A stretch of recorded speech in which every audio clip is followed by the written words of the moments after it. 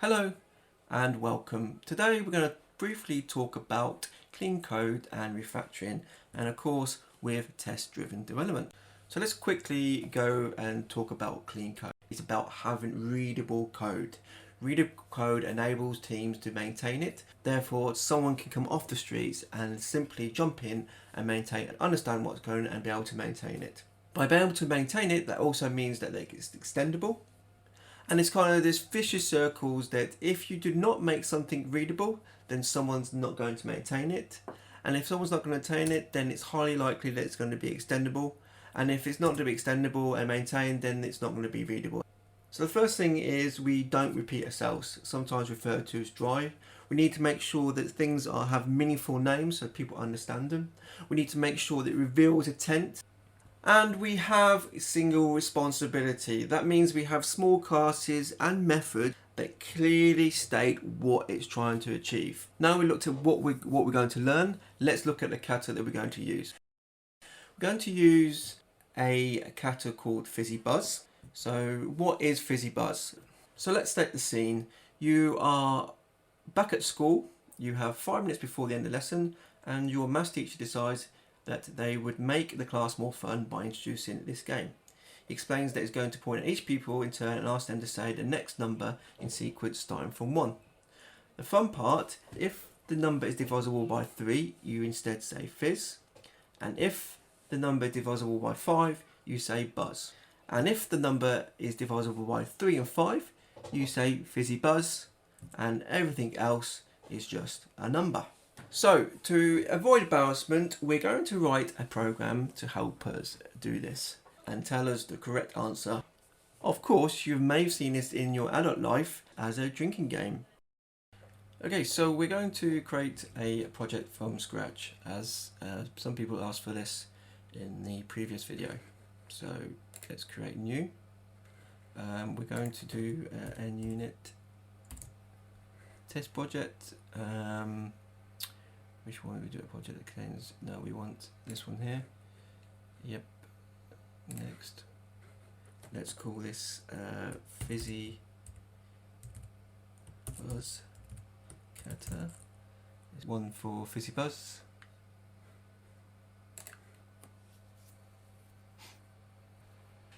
Okay. All good. So let's just remove this. To make sure that I'm up and running. If you want to know that snippet, there is a video for that to show how that's going done. So I'm using my snippet UT to create my tests. So what's the first test? So the first test is we want an answer. Is the unit work? The scenario is with number 1, which is the very first test we're going to look at, and the expected behavior is expected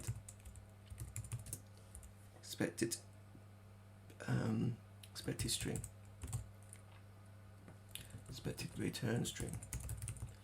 So we need an object FizzBuzz, so let's create one.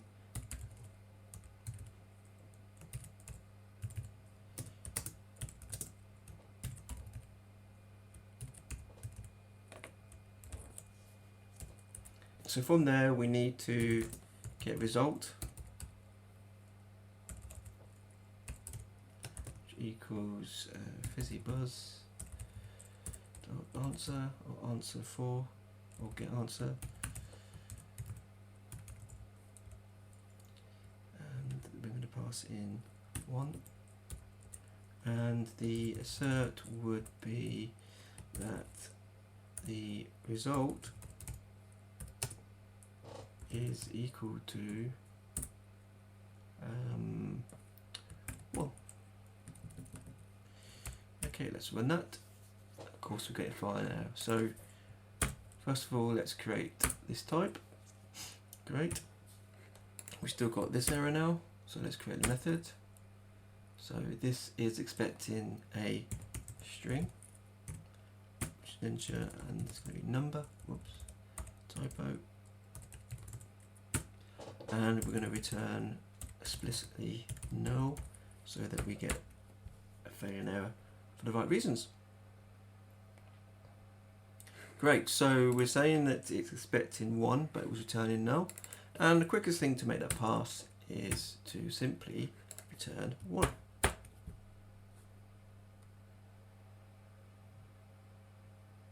Okay, so let's do some clearing up, refactoring. So we run the red-green refactor. So we're in a green state, so now we can refactor. So let's change some of these, remove that. We no longer let dead code. We can remove this into its own class. Yep. We probably want to rename this over here. So I don't know why it's not renamed with it. So let's see if we can do it this way. FizzBuzz tests. Did it change it? No. So let's just change that now. Okay. Okay, that's all in line. Let's just run a test to make sure we're in the same state as before. Okay, cool. We're going to drag this over to here as well because we're going to go back and forth and make that nice and readable. So, right, we need another test, and we're going to probably need to do exactly the same again. So there is some dry. So let's refactor these tests as well, so we make it easier going forward. And I think in the previous video we can use test case to parameterize our tests. So this was we pass in 1 and we expect 1 string. We can parameterize that now, so we're going to do that with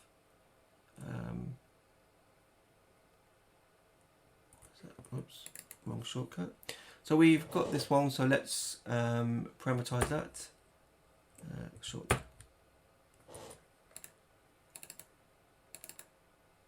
Okay, let's try again. Yep. Let's replace 1 number, great. And we'll do the same for here. We parameterize this once and we pull that expected string. Cool. We can now change this to be with number. And we're in the same state as before. Awesome. So next test. So we want to do 2.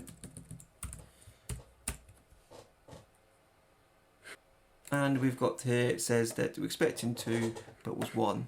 And the quickest thing to change that would be just use the Scala i parameter to do toString.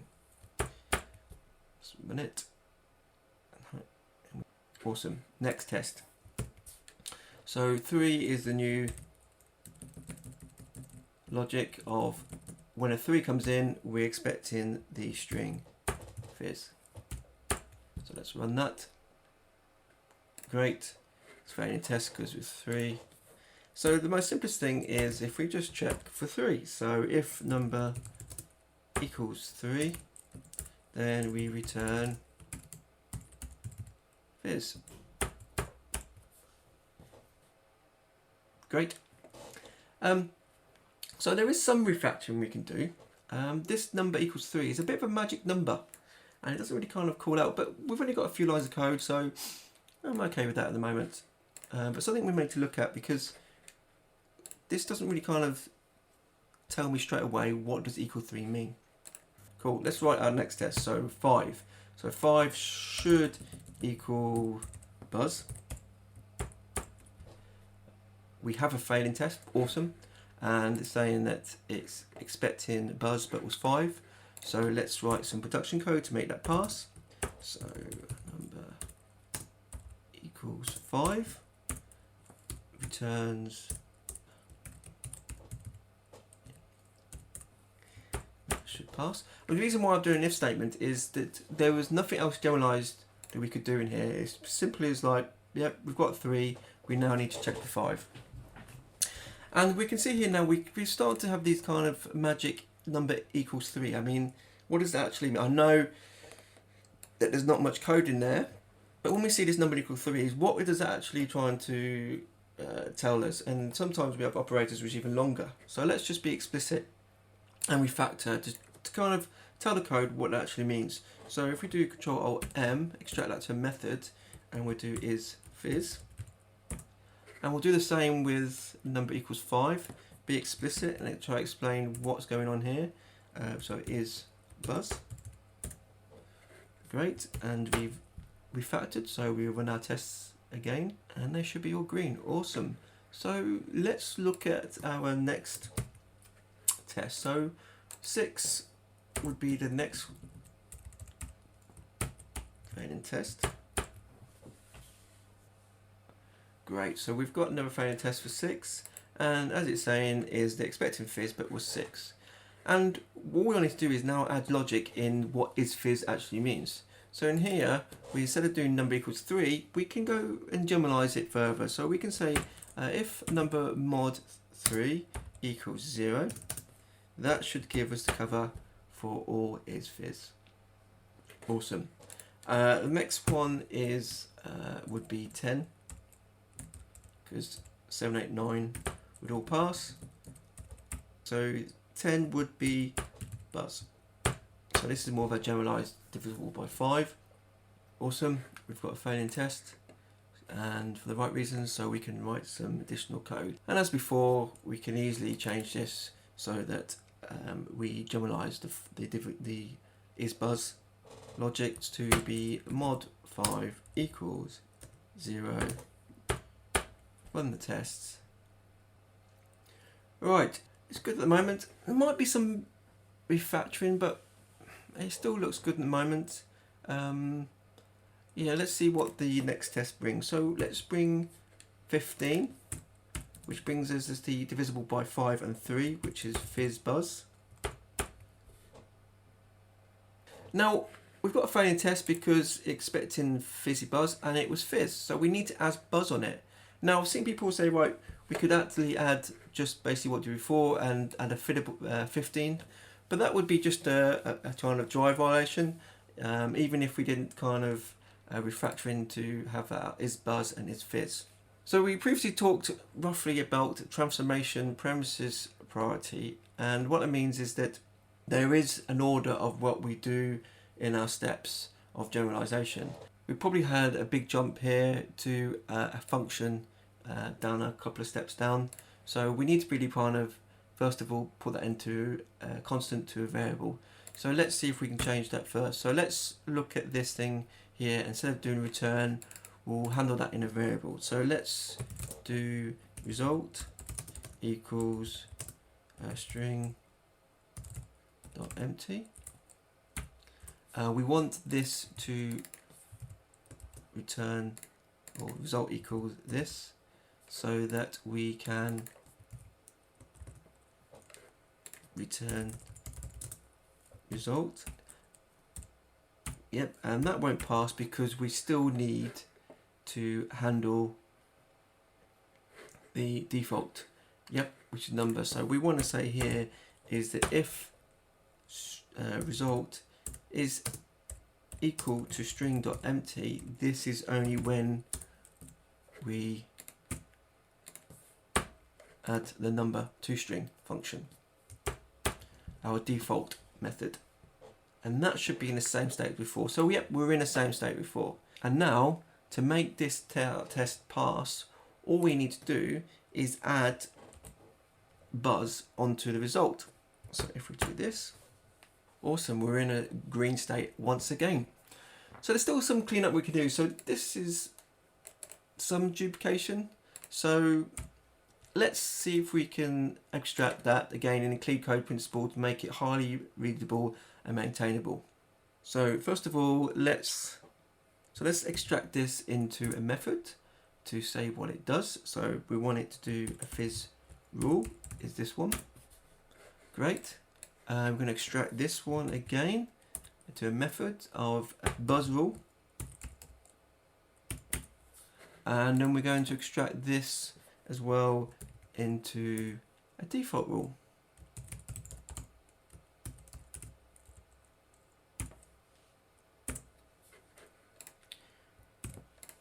Great, and we could say we are done. That's probably okay, but if we're thinking about it in regards to clean code and making sure that our stuff is highly readable, I think we've got that. But if we talk about something that's kind of, something that's maintainable and extendable, then it might be something different. Because if we're aware that there's things that coming up, i.e. we're aware that these rules change. For example, we said before it's a drinking game. Things could say, well, we're going to mix things up, make it different. How could we handle that so that we could easily change it? And we could even change the rules of the games completely.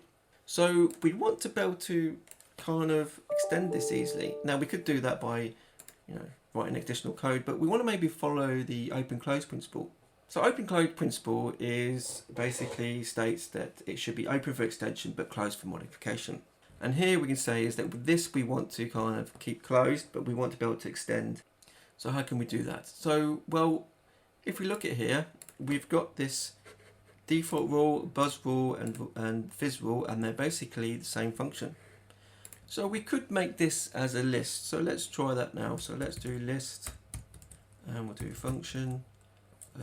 The parameters is the first one is int, then string, and then output is string. And let's do rules equals new. Yep. And let's just make sure that we're in the same state as before. Great, so now we can add these rules into this list. So let's do fizzy rule 1, then buzz, and then default. Great.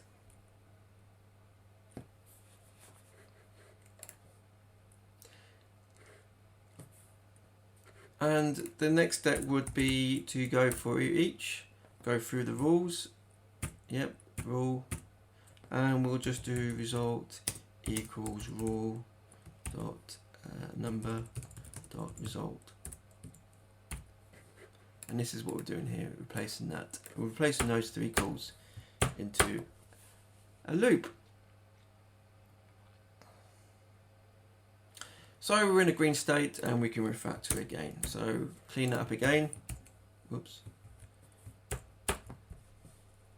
Well, we can go one further. Let's put this in the constructor. So let's say, right, let's put constructor. We can put all this out into here. Get rid of that var. And let's make that as a field for now. Okay, let's just make sure that still works as expected. Good. We can make this public. Yep, and let's change that to rules. I'm going to change that. Yep. Apply refactoring. Great. And then we're going to make that as a property, a getter. And I'll show you a reason why in a minute. Great, so I've got this FizzBuzz, and